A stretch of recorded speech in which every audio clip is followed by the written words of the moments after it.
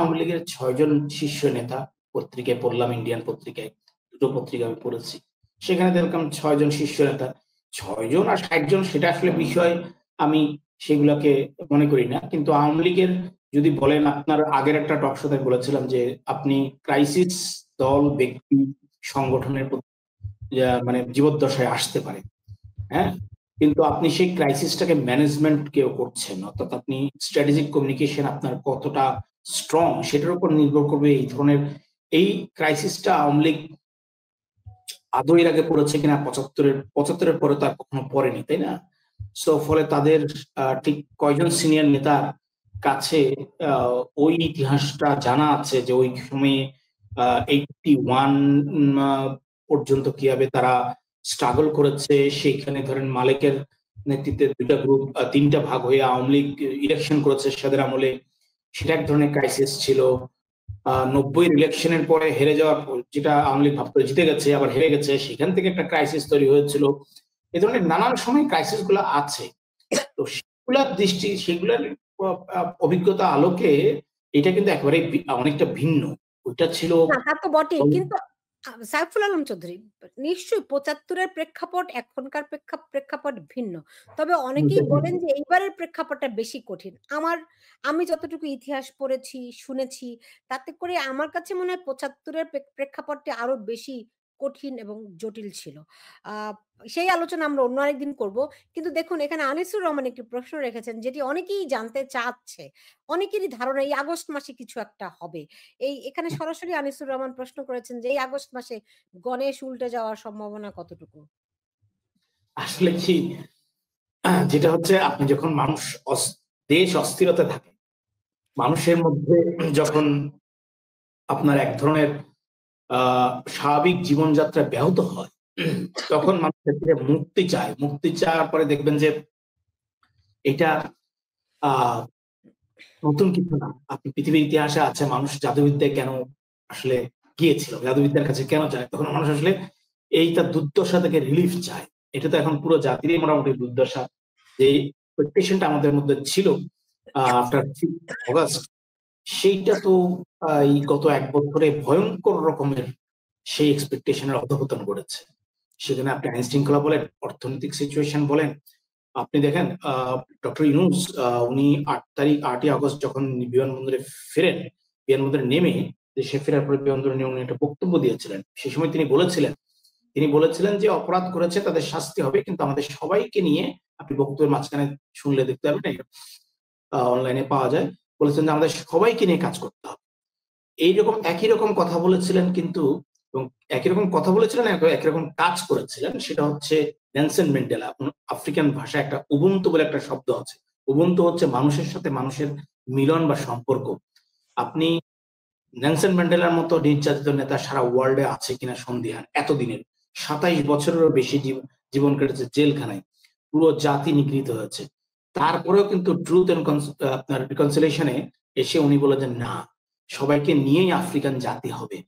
তো অপরাধ করেছে, ফাইন, অপরাধের জন্য ক্ষমা স্বীকার করতে হবে, যেটার জন্য যদি আইনগত দিক থেকে হয় সেটার জন্য পানিশমেন্টও হবে। কিন্তু আপনি যে আওয়ামী লীগ, ধরেন আমি এমন উদাহরণ পেয়েছি, ধরেন আমাদের দেশে এটা তো রাজনৈতিক প্রেসিডেন্স, সরকারি স্কুলে চাকরি পেতে হলে আপনার এমপির বা এলাকার চেয়ারম্যানের সিগনেচার লাগে বা একটা সুপারিশ লাগেই। আপনি কোয়ালিফাইড, তারপর লাগে এটা।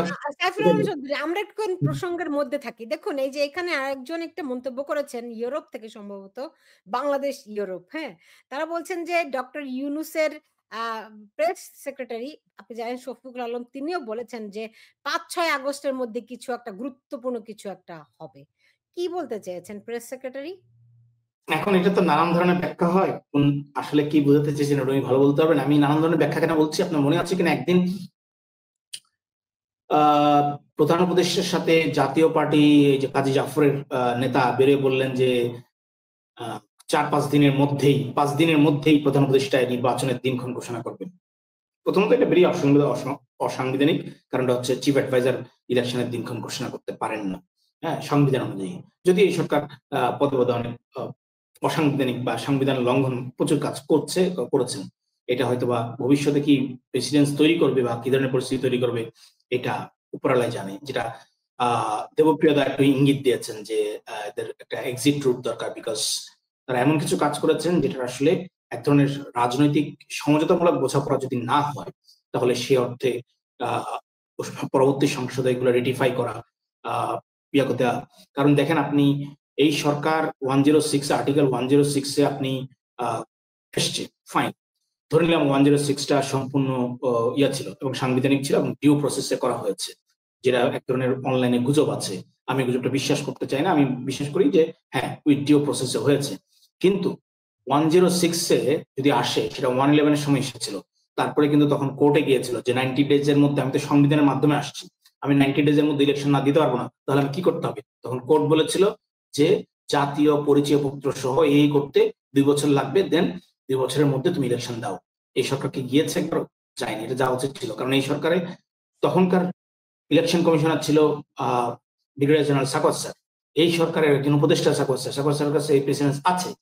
কারণ কি আপনি দেশের ভালোর জন্য আপনি আসছেন, দায়িত্ব নিয়েছেন, আপনি এমন কিছু করবেন না যেটাতে আপনারও সামনের দিনে বিপদ হয়ে যেতে পারে এবং দেশেরও একটা সমস্যা হইতে পারে। কারণ প্রেসিডেন্ট থাকলে যেটা হয় সুশাসনে, তাহলে পরবর্তীতে আর কেউ এটা ব্রেক করার চেষ্টা করে না। তো 5-6 দিনের ব্যাখ্যা যেটা, সেটা একটা হতে পারে যে নির্বাচন ঘোষণা। আমার মনে হয় না সেটা খুব বেশি তা সহসা হবে। কারণ দেখেন, প্রধান উপদেষ্টা নিজেই কয়েকদিন আগে বলেছিলেন জুলাইয়ের মধ্যে জুলাই সনদ হবে। আমি সেদিনই বলেছিলাম এটা হবে না।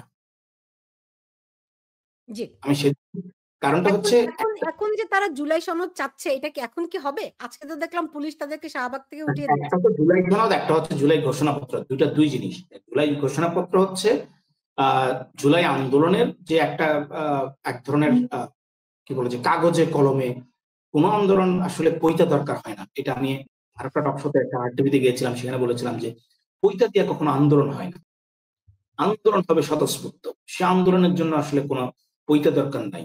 আমি এখনো ডক্টর মিলন বা নূর হোসেনকে এখনো স্যালুট করি, কারণ তাদের তো কোনো পৈতা নাই। ইতিহাস কখনো তাদের অবদানকে কখনো অস্বীকার করবে না। তো জুলাই আন্দোলন, জুলাই ঘোষণাপত্র যারা চাচ্ছে সেইটা আবার সেটা সংবিধানে রেটিফাই করতে হবে। কেউ বিএনপি বলছে সেটা 4th তফসিলে থাকবে। আজকে সংবিধান হলো, ধরে নিলাম 10 বছর পরে অন্য একটা দল, আওয়ামী লীগ না অন্য একটা দল, কে বলতে পারে যে 10 বছর পরে একেবারেই নতুন এই যারা আছে জামাত বিএনপি, এরা না 10 বছরের মধ্যে নতুন একটা দল গজে উঠতে পারে, তার আগে বললো যে এই ধরনের ঘোষণা সম্পূর্ণ ইলিগাল, ফেলে দেন, কি করবেন আপনি? জি, জি, তাই না? সাইফুল আলম চৌধুরী, কিন্তু জুলাই আন্দোলন তো তখন ইতিহাস থেকে মুছে যাবে না। রাইট, সো জুলাই সনদের যেটা হচ্ছে যেই মূল ইস্যু, আসলে ইস্যু কিছুই না। তারা আসলে একটা এক্সিট চাইতেছে। তারা চাচ্ছে যে তাদের উপরে এক্সিট চাইলে আমি জানি না, এক্সিট চাইলে তো আপনি ইলেকশন দিতেন। না, না, না, ওই এক্সিট না। তারা চায় একটা ইন্ডেমনিটি চায়। তাদের উপর যেন কোন রকম কোন আইনি খড়গ নেমে না আসে। দেখেন, আমি যদি ইতিহাসের দিকে ফিরে যাই, ধরেন 111 ফিরে গেলাম, 111 আওয়ামী লীগের নির্যাতিত ছিল, বিএনপি নির্যাতিত ছিল, ঠিক আছে? আমরা তখন সাংবাদিক ছিলাম, আপনি জানেন, আপনি নিজেও সাংবাদিক ছিলেন। আওয়ামী লীগ ক্ষমতায় আসছে, আওয়ামী লীগ কি 111 আনডিউ প্রসেস যেগুলো হয়েছে, ধরেন আমি একটা উদাহরণস্বরূপ বলি, প্রথম এই যে কি 50 জনের তালিকা করে দুর্নীতি বিরোধী অভিযান টাস্ক ফোর্স করেছিল, তাই তো? হ্যাঁ, রাঘব বোয়াল। হ্যাঁ, সো তখন দুদকের চেয়ারম্যান ছিলেন হাসান মাসুদ স্যার। হাসান মাসুদ তো, এখন দেখেন ওখানে প্রথম তালিকাটা ছিল 4200 জনের একটা তালিকা করে, সেখান থেকে আসে 420। সংখ্যাটা একটু 420 একটু নেতিবাচক শব্দ বাংলায়, সো বাংলা ইংরেজিতে, তখন সেখান থেকে আসে 50 জন। সো এবং সে 50 জনের মধ্যে অনেকের টাকা এনেছিল, সেই টাকারও 9-6 হয়েছিল। সেই 9-6 চাইলে কিন্তু পরবর্তী সরকার সেটা ব্যবস্থা নিতে পারত, কিন্তু নেয় না। কেন জানেন? সেটা হচ্ছে আপনার লিগেসি, সাংবিধানিক লিগেসি যদি আপনি রক্ষা করতে যান, পরবর্তী প্রিভিয়াস গভর্নমেন্টকে আপনি পুরোপুরি উড়িয়ে দিতে পারবেন না। হ্যাঁ, আপনার কিছু কিছু আইন আপনি রেটিফাই করলেন না, ঠিক আছে, সেটা আপনি নাও করতে পারেন। ধরুন এই যে এখন আমরা শুনতে পাচ্ছি বা সরকারও বলেছিল যে ইউএস এর সাথে যে ইয়া হলো, কি বলে যে চুক্তি হলো, সেটা non disclosure agreement. Non disclosure হোক আর ডিসক্লোজার হোক, এটা জিনিসটা যদি সংসদে রেটিফাই করতে হয়, পরবর্তী সরকার যদি না করে, তখন কি করবেন আপনি? রাইট। আর একটা অন্তর্বর্তীকালীন সরকার কি এটা করতে পারে? করতে পারে না তো। অন্য দেশের সঙ্গে চুক্তি তো করতে পারে না। কারণ নন ডিসক্লোজার এগ্রিমেন্ট করতে হলে আপনি একটা পলিটিক্যাল গভর্নমেন্ট করতে পারে, তাও সংসদের ওইটা পার্টিকুলার স্থায়ী কমিটি বা বিশেষ কমিটির কাছে সেটা ডিসক্লোজ করতে হবে। হ্যাঁ, তো আমাদের আসলে পলিটিক্যাল লিটারেসিরও সমস্যা আছে। আমরা কথায় কথায় বলি যে সাইফুল, এমনিতে আপনার কোনো ধারণা আছে যে এই চুক্তিতে কি কি যদিও জানি যে তারা এটা পাবলিক করবে না। এটা তো ফেসবুকে ভাইরাল হয়েছিল, আপনার ইয়েটার নাম কি, বাংলা আউটলুক। বাংলা আউটলুকে তারা স্টোরি করেছিল, পরে তারা চাপ পরে স্ট্যাটাস দিয়েছে যে বাধ্য হয়ে তারা তুলে নিয়েছে। ততক্ষণে কিন্তু চুক্তিটা ছড়িয়ে গেছে, কারণ তারা এটা অ্যাটাচ করে দিয়েছিল। তো সেইটা আমি পড়েছি, সেখানে অনেকগুলো প্রশ্নবোধক চিহ্ন আছে। সবচেয়ে বড় প্রশ্নবোধক চিহ্ন যেটা হচ্ছে, আপনি দেখেন ইন্ডিয়ার সাথে যে এখন 25% আরোপ করেছে, বা ইন্ডিয়ার যে দূরত্ব এখন এই শুল্ক নিয়ে আমেরিকার সাথে, সেটা মূল কারণ কি? সেটা মূল কারণ হচ্ছে রাশিয়া এবং চীন থেকে ইরান থেকে তাদেরকে বিচ্ছিন্ন করতে চায়। ইন্ডিয়া বলে যে না, এটা হবে না, এটা আমি স্বাধীন রাষ্ট্র, আমি আমার মতো করে। ঠিক আছে, এখন কি এই আমেরিকার মতো রাঘব বোয়ালরা, সমস্যা কি এদেরকে যদি আপনি ছাড় দেন, তাহলে যেটা হবে, আজকে আপনাকে বললো যে আমেরিকা কি রাশিয়া, চীন এবং ইরানের সাথে করতে পারবে না, পরশুদিন বলবো যে তুমি পাকিস্তানের সাথে করতে পারবে না, পরশুদিন বলবো ইন্ডিয়ার সাথে করতে পারবে না, তারপর দিন বলবো যে আমি ছাড়া কাউকে করতে পারবে না, আমি কি তোমার স্টেট, আমি তোমার সব কথা শুনতে যাবো? সো আমার মনে হয় যে এইটা যদি ক্লজে থাকে শেষ পর্যন্ত, তাহলে এটা আপনি বলে যে আন্তর্জাতিক বাণিজ্য, আমি যদি দেখি যে এই আমার যে শিরোনাম, কে চালাচ্ছে সরকার, রাইট, এখানে আমার দর্শকরা অনেকেই মন্তব্য করেছেন, আপনি দেখেছেন যে তারা বলছেন যে দেশ চালাচ্ছে ওয়াকার, কেউ বলছে দেশ চালাচ্ছে ইউনূস, কেউ বলছে দেশ চালাচ্ছে রাজাকাররা। দেশ আসলে কে চালাচ্ছে? একটা হচ্ছে দেবপ্রিয়দা বলছেন যে সরকারের ভিতরে সরকার আছে, অনেকে বলেন যে এটা ফেসবুক সরকার। আপনি দেখবেন যে from the very first day, আপনার মনে আছে কিনা, পাঠ্যপুস্তক সংশোধনের জন্য একটা কমিটি করেছিল, তখন থেকে তারও আগে হচ্ছে গিয়া ডিএসসি তে, মানে ঢাকা স্টক এক্সচেঞ্জ এবং স্টক এক্সচেঞ্জে নিয়োগ করেছিল। সেখানে ফেসবুকের আপত্তির কারণে, ফেসবুকে কেউ কেউ স্ট্যাটাস দিয়েছে, তার আপত্তির কারণে তাদেরকে আর নিয়োগ দেওয়া হয়নি, আবার পাঠ্যপুস্তক বোর্ডের ওদেরকে সেটা ভেঙে দেওয়া হয়।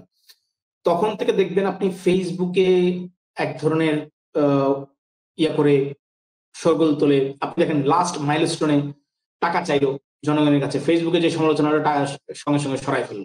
হ্যাঁ, সো এই ধরনের আপনি যদি মানে একটা গ্রুপ বট বাহিনী করেন, যে সরকার যেই ডিসিশন নিবে সেটা লাগাতারে সারা ওয়ার্ল্ডের বিভিন্ন প্রান্ত থেকে সমালোচনা করবেন। হ্যাঁ, মানে সোশ্যাল মিডিয়াতে মোস্ট অফ দা, যেহেতু বাংলাদেশে ফেসবুক সবচেয়ে জনপ্রিয়, ফেসবুকে খালি সমালোচনা করবেন। যদি করতে পারেন, সরকার প্রতি ঘন্টায় প্রতিটা ডিসিশন আমার ধারণা চেঞ্জ করে ফেলবে।